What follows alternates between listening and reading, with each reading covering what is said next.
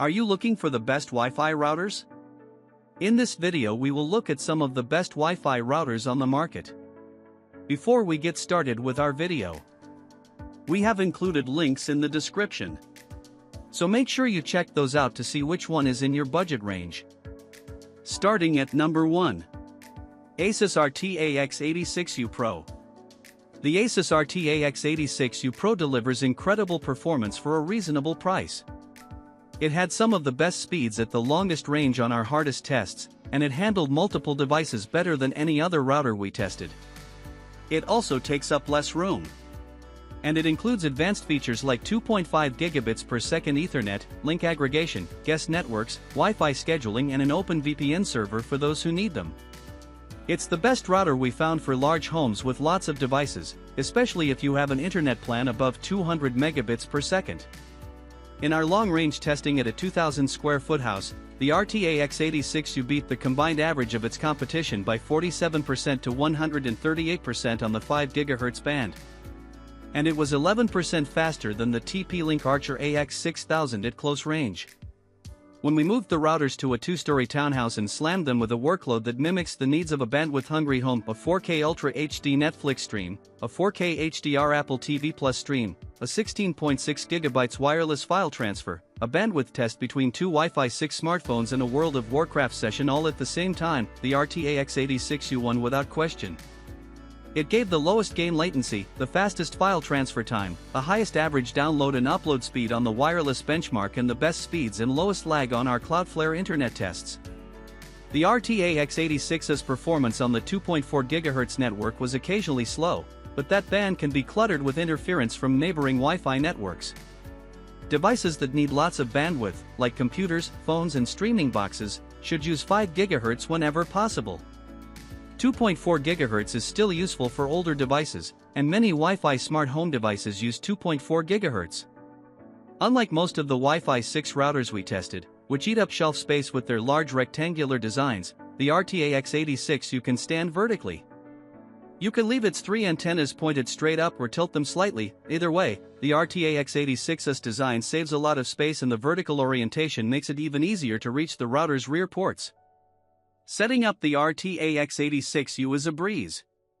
Its browser-based configuration portal prompts you to pick an SSID and password for your Wi-Fi network, and asks whether to use the same SSID for both networks. It also prompts you to download the latest version of the router's firmware, which is an important security feature. The RT-AX86U has almost all the features a router at this price should have: guest networking on 2.4 GHz and 5 GHz, schedule-based parental controls for websites and applications, quality of service rules, QoS, a built-in traffic analyzing tool for games and apps, and an open VPN server so you can safely connect to your home network from outside. It also has two USB 3.2 Gen 1 ports, read, USB 3.0, for connecting external storage that you can then access using any device within your home network. The RT-AX86U also supports highly robust WPA3 encryption and DFS channels, which can help avoid interference from your neighbor's 5 GHz networks. We were thrilled to see Asus throw in an extra 2.5 gigabits per second Ethernet port alongside the typical gigabit WAN and 4 gigabit LAN ports. While most people will never need that much speed, it's a critical addition for those lucky enough to already have access to gigabit plus internet plans or desktop computers with 2.5 gigabits per second ports. It can be used as either a WAN port, to connect to your modem or network box, or LAN port, to connect to your Ethernet devices. The RT-AX86U even supports link aggregation, which lets you combine the connections of two LAN and two WAN ports into one of each, in case you need the extra speed or redundancy. One of the router's gigabit LAN ports is a gaming port, and the RT-AX86U can prioritize traffic from whatever device is plugged into it. At number 2. TP-Link Archer AX21. A $250 router is overkill for many homes.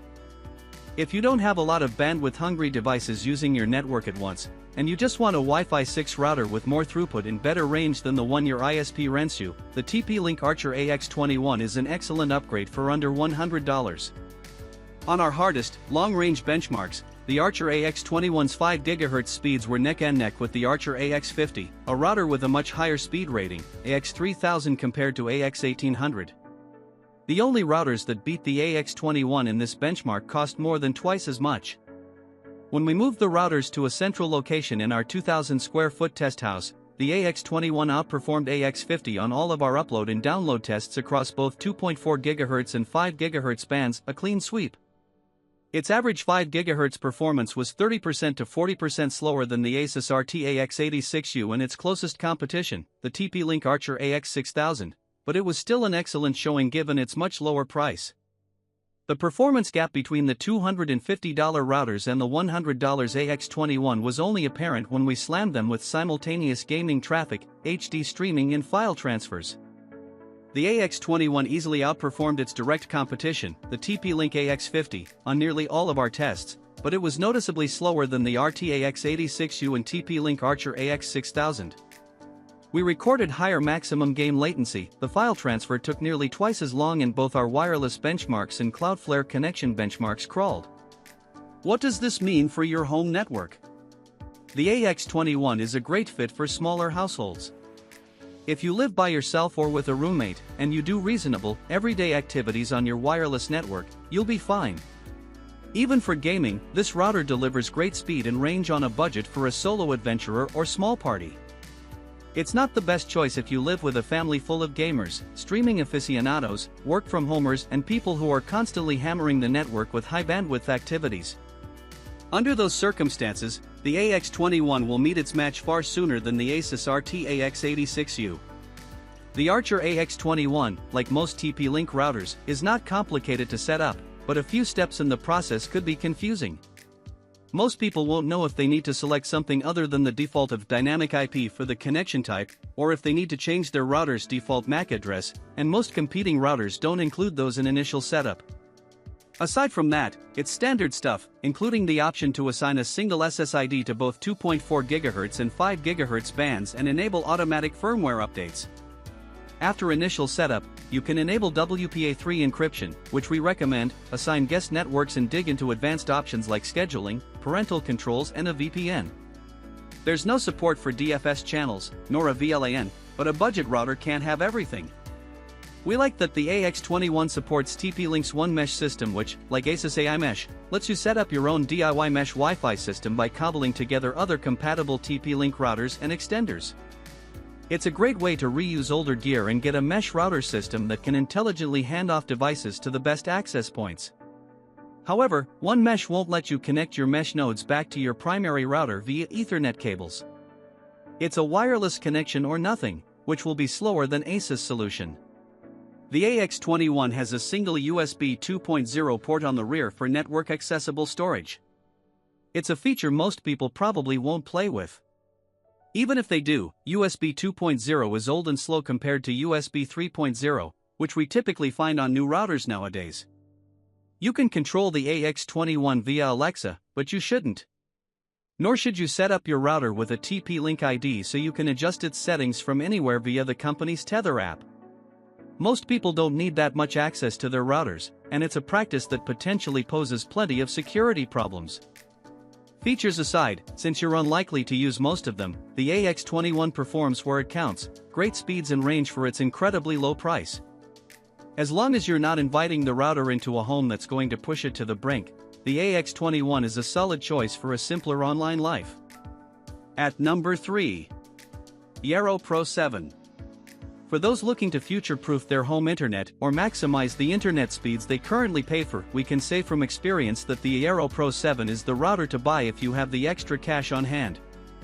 Upgrading to this one from a Wi-Fi 6 router, we nearly tripled our home Wi-Fi internet speeds with a single unit of this mesh router.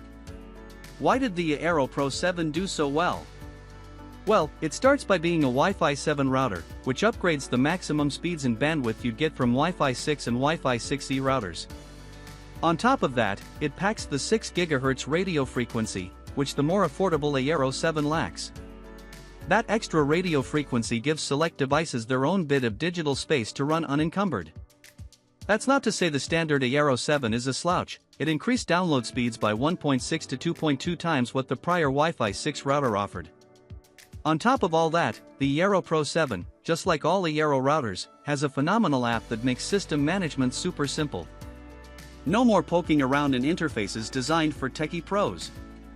Oh, and if you ever need to expand or upgrade your system, the Eero installation is the simplest we've ever seen.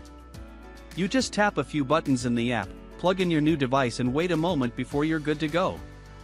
Yes, the Eero Pro 7 is a bit pricey for some at $300, but it will truly feel worth it to those who care about how much money they're already paying for home internet. At number 4. TP-Link Archer AX6000. The Archer AX6000 performed very well on our initial data transfer tests between two Wi-Fi 6 smartphones. It was especially strong on 2.4 GHz, though we don't consider that as important as its 5 GHz performance, since your neighbor's competing wireless networks can create all kinds of interference in that band that even an amazing router will struggle to overcome. The Archer AX6000 did pretty well on our multi-device testing, where we slammed the router with all kinds of traffic from a variety of devices placed around a two-story home. Given it was more expensive than our stronger and faster primary pick at the time of our testing, we think Asus RT-AX86U is the best router to get. The AX6000 has a single 2.5 gigabits per second WAN port and 8 gigabit LAN ports, and you can use link aggregation to combine two of these LAN ports into one single, speedy connection. You also get a USB-C 3.2 Gen 1 port and a USB-A 3.2 Gen 1 port to connect storage that network devices can access. We don't often see USB-C ports on routers, so that was a pleasant surprise. You set up the AX6000 using the same kind of browser-based user interface as the Archer AX21. A home care section, not found on the AX21 configuration, is where you'll be able to set up schedule-driven parental controls that can block content by category, gambling, social networking, etc. You can also view which websites a particular person in your house visited and how much time they spent online. This is also the section where you'll be able to set up the router's QoS to prioritize traffic to and from specific devices and enable its built-in antivirus software. Since the software is a trend micro-feature, we share the same privacy concerns as we had with the RT-AX86 as similar features. Best to skip that one. Those aside, the AX6000 has all the standard features we'd expect from a TP-Link router: guest networks, Wi-Fi that you can schedule on and off, open VPN support, automatic firmware updates and one mesh. We also love that you have a ton of different channels you can use for your 5 GHz network: 36 to 48, 52 to 64, DFS, 100 to 144, DFS, and 149 to 165. That should give you plenty of leeway for avoiding your neighbor's competing networks. And if you decide eventually to upgrade to another router in the future, you can easily set up the AX6000 as a wired access point to expand your wireless network. Don't let good hardware go to waste.